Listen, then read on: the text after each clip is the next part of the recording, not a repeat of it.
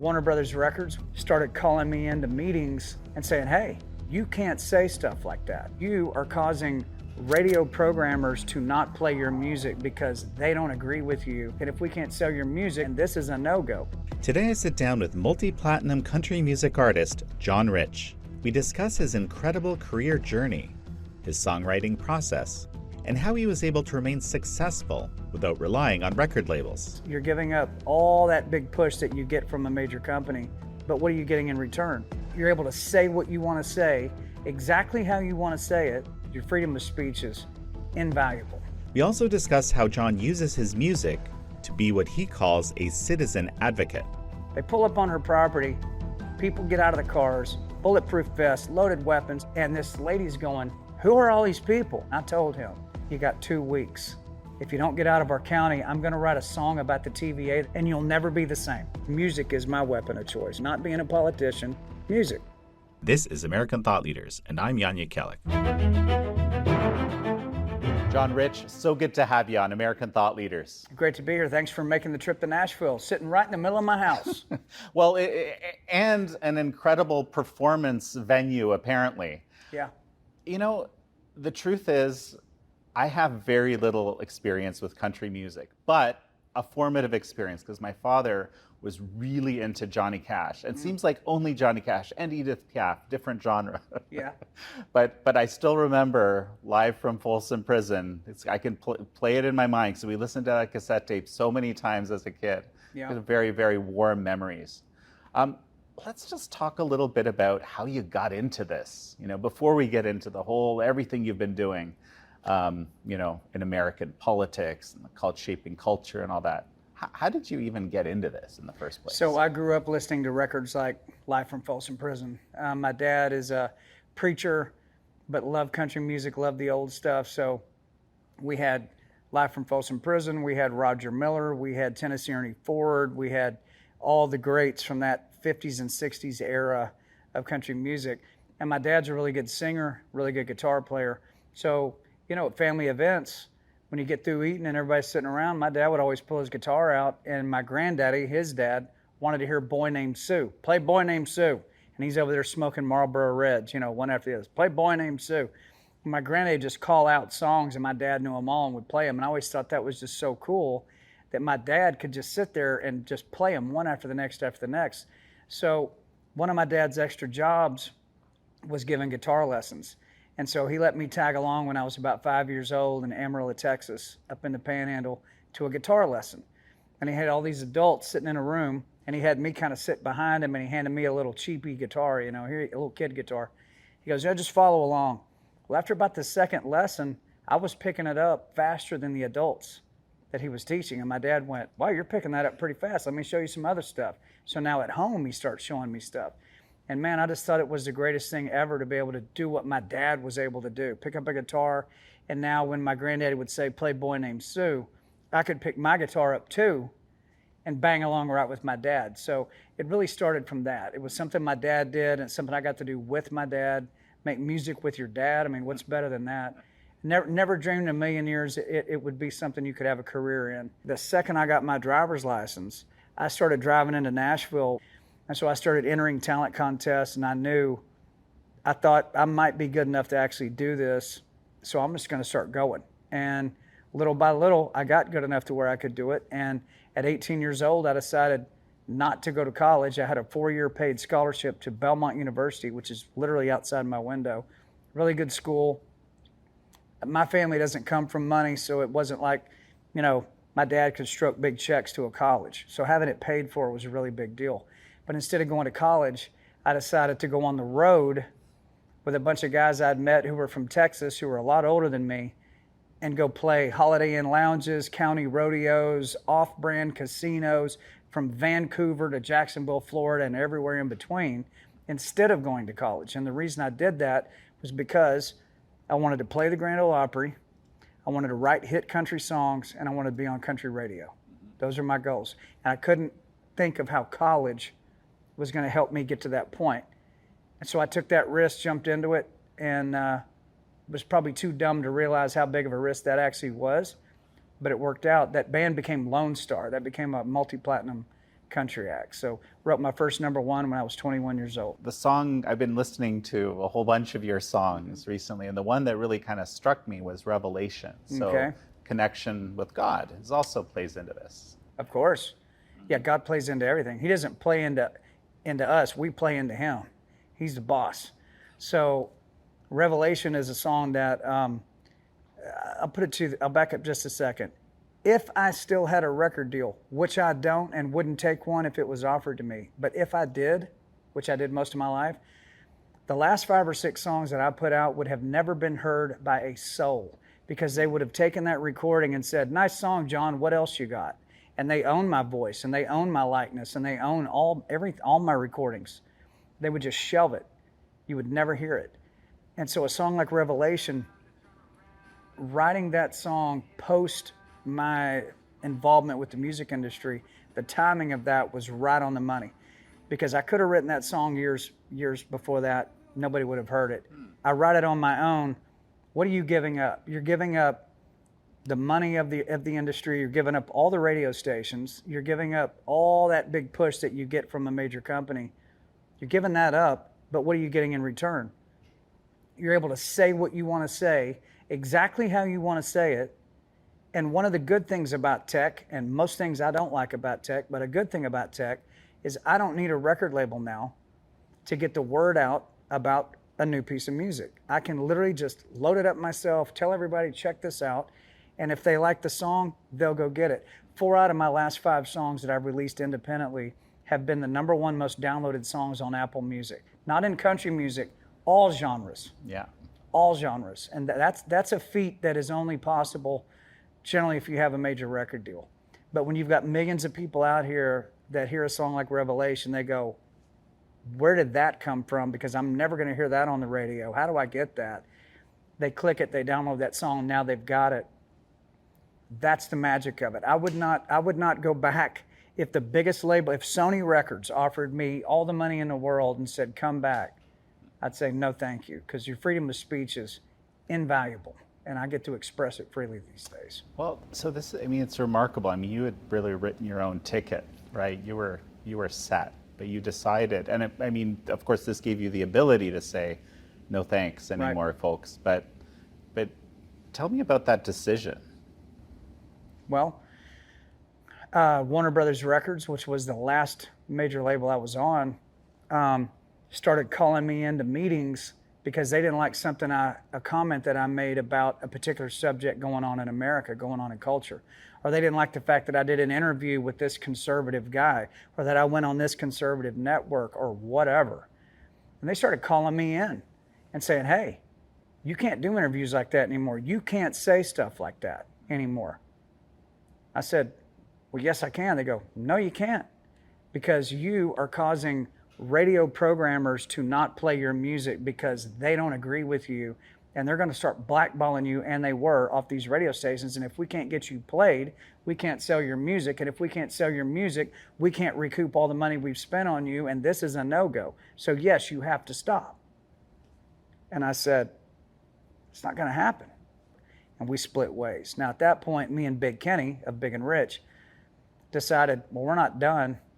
We've got a lot more songs in us. And so we just started our own record label, Big and Rich Records, hired our own promotion team, put our own money into it. And we scored 4 more top 10 singles on our own without a major record label. So that's where I saw that it was possible. What I'm doing now doesn't even involve country radio. Can I get you to play a little bit of Revelation? Sure. Yeah. What is it that struck you about the song so much? If I can ask you, let me flip the interview around. What's the listener think? So, what's it about? The thing that struck me, I listened to a couple of songs. The other one, "Earth to God," feels to me more like something they would play at a Christian church, at a revivalist church, or something like that. But this song, the term that comes to my mind right now as you ask me, and I'm getting shivers up my spine about it, is reverence. I sensed deep reverence, which I appreciate. Yeah, there is deep reverence in it. And it is a subject basically about spiritual warfare, that everything you see happening in the world is just a physical manifestation of what's happening in the spirit. That's what the song is about. So if people haven't seen the video, I urge you to go watch it after you watch this interview. But just look up John Rich Revelation, YouTube, Rumble, anywhere, and you'll see it. But it basically shows the devil coming out of the woods in a ball of fire, and then it shows an angel coming down with a sword to battle him, and I'm standing in between the two of them because humanity is what they're fighting over. And this is laid out throughout the Bible, all the way from the Old Testament all the way to the end of the Bible, the New Testament. It talks about it over and over and over. And I'd never heard a song about that. And the way I saw the world going, this would have been a year and a half ago, I guess I wrote that song, was so tumultuous and so much evil walking right out into the spotlights with such arrogance that they no longer were hiding. It's like you can see it right there. There it is. And you watch a Super Bowl halftime show, and there's satanic symbolism all over the stage, and the artist looks like they're possessed as they were singing it. And you realize the war that they're waging on humanity on behalf of their father, the devil. What about us? What about the other side? Somebody going to acknowledge this is what's going on? And even though a lot of us do acknowledge it, I hadn't heard a song about it. Have you? Have you ever heard another song like Revelation? No, I mean I haven't, Yeah. and that's why that's the one I remember most. I'll play a piece of it. Please.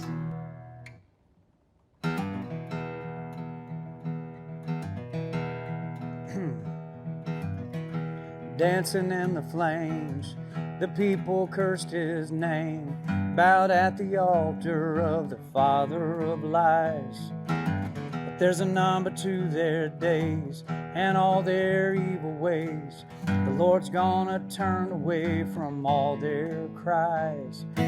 Oh, Revelation, I can feel it coming like a dark train running. Oh, get ready, 'cause the King is coming. The King is coming back again. So you're a Johnny Cash fan.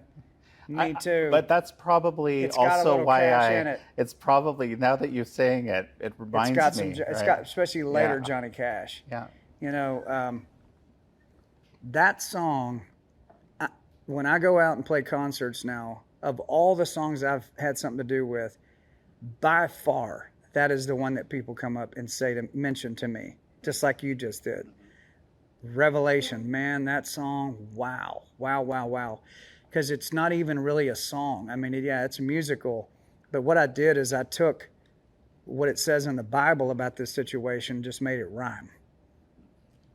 There's none of my opinion in the song. There's none of my perspective in the song. It's what John, the disciple, apostle, prophet John wrote in the book of Revelation. I made it into a song. John, we're going to take a quick break right now, and folks, we're going to be right back. And we're back with singer and songwriter John Rich. You know, you've been on this mission to stop a methane plant from being put in place in a middle of a residential and farm area and so forth. And it seems like you won. Yeah, so it's the TVA, the Tennessee Valley Authority, which a lot of people think just is Tennessee. It's actually 7 states that they're in. It was founded in 1933 by our most famous socialist president, Franklin Delano Roosevelt, put that into gear. And the way he built the TVA was that they only answer to the President of the United States. They don't answer to governors. They don't answer to zoning boards. They don't answer to senators. They don't answer to anybody except the President of the United States. And it's still that way today, since 1933. So because they have this crazy setup, they don't have to adhere to things like the Fourth Amendment, right? So illegal search and seizure, probable cause and a warrant. Well, so let me jump in. To come on your land. TVA is typically portrayed as a company that the government owns, but mostly just functions like a private company. It functions like a private company with protection on a federal level, which means it does not have to adhere to all kinds of things. So here's what happens. So there's a little county about 25 miles that direction called Cheatham County, Tennessee. My dad has a blueberry farm in Cheatham County, a small one, like a micro farm. My brother also has a small farm there. I finished high school in that county, or went there 3 years of high school, 9th, 10th, and 11th. My granny Rich, my papaw Rich, they lived there till they died in that county. I still have some land out there in Cheatham County. I know it very well, know the people there very well. And my brother, the farmer, tells me one day, about 6 months ago, have you seen what the TVA is trying to do to Cheatham County? It's a 900 megawatt methane gas plant with 10 acres of lithium battery storage. And my brother says the lithium batteries they're talking about are the size of an 18-wheeler trailer each. They want 10 acres of those. I said, where are they wanting to put this? He tells me the address, where it's going. I went, are you kidding me? I said, there's like 500 houses. Like, that's right on top of neighborhoods. I said, aren't there like 3 schools right there? He goes, there's 5 schools within 5 miles of where this is going in. And he said, and the main water supply to Aston City and Pleasant View, which are the 2 towns in that county, they're literally going to go right through that and run their gas pipelines under the water source and tear up about 6,000 acres of farmland. I said, what? I just could not believe it. He said, yeah, and even worse than that, he said, they're showing up with bulletproof vests and loaded weapons on farmers' properties and demanding access to their property. I said, the TVA has a task force? He said, yeah, they look like the ATF when they come walking up on your property. I said, okay, can you connect me to somebody who has encountered this? Because I want to hear this firsthand. He goes, yeah, I'll hook you up with some guys. So I started going out and doing interviews with people on their front porches.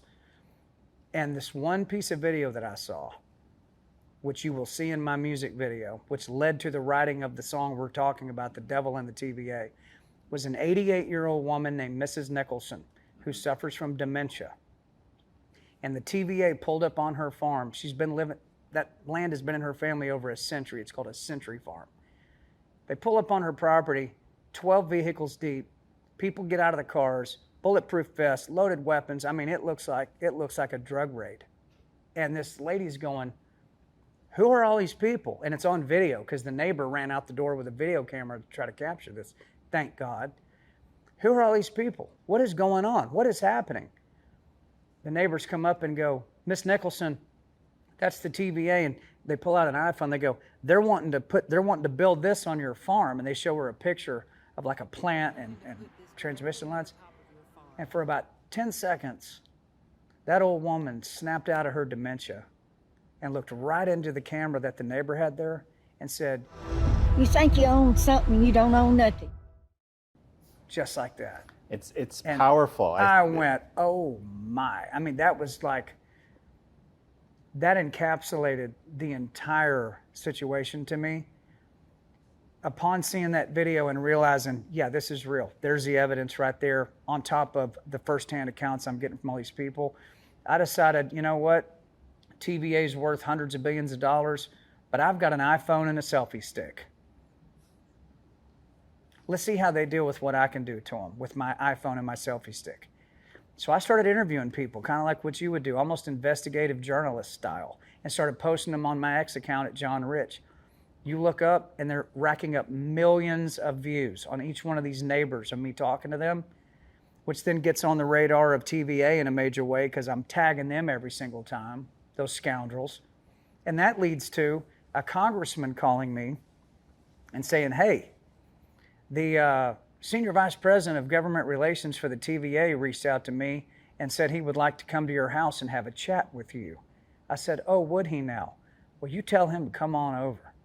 So he came to this exact room, sat with me back in the back of this room for less than 30 minutes. And I told him, get the hell out of our county. You got 2 weeks. If you don't get out of our county, I'm going to write a song about the TVA that compares you to the devil himself. And I'm going to have millions of Americans singing a song comparing you guys to the devil. And you'll never be the same. You got 2 weeks. That's the basic point of the meeting. And he didn't. They didn't back out. So I wrote the song. Now, eventually, I know you've got the questions, but eventually, this gets on the radar of Brooke Rollins, Secretary of Agriculture. She blind calls me. I didn't know her. She got my phone number from Pam Bondi. Said, I got your number from Pam. I hope you don't mind. I said, no, yes, ma'am. What's going on? How much farmland is this going to tear up? It's about 6,000 acres. You got a map? Yeah. Showed her the map. She went, yeah, that's comes under my jurisdiction. So then she weighed in, and then ultimately Trump weighed in and said, yeah, you're not building this. And so it's the first time on record that I can find where a populist movement was able to shove the TVA out of a county. Maybe it's happened before. This is the only one I'm aware of. You're gonna give me a little bit of a. You want to hear a piece of the devil and the TVA? A little bit of the song? So yeah, I'd love to. Thank you. The first line in the chorus is Miss Nicholson's phrase. You think you own something, but you don't own nothing. And I'll tell you what that made me think of when I saw it. It's very powerful. I agree what she said. And but go ahead and I'll share with you after. Okay. What All right. struck me. First verse and chorus of the devil and the TVA. I will congratulate the people of Cheatham County that stood up and pushed with me on this thing, and Secretary Rollins and the President of the United States. What a story. And Mrs. Nicholson especially. I appreciate her having the boldness to make us.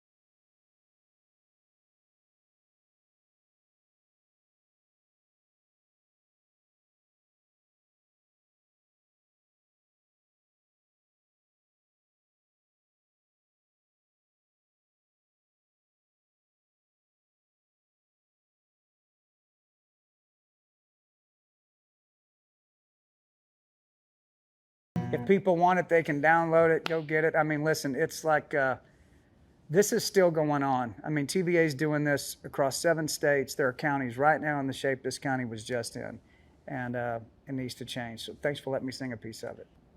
Well, John Rich, it's such a pleasure to have had you on the show. I appreciate you coming to the house. I've followed your organization a long time, and I'm still learning more about it even as of today as we were talking off camera. So you guys keep up the great work. You're very important to American culture, what you guys are doing. Thank you so very much. Yes, sir. Thank you. Thank you all for joining John Rich and me on this episode of American Thought Leaders. I'm your host, Yanya Kellick.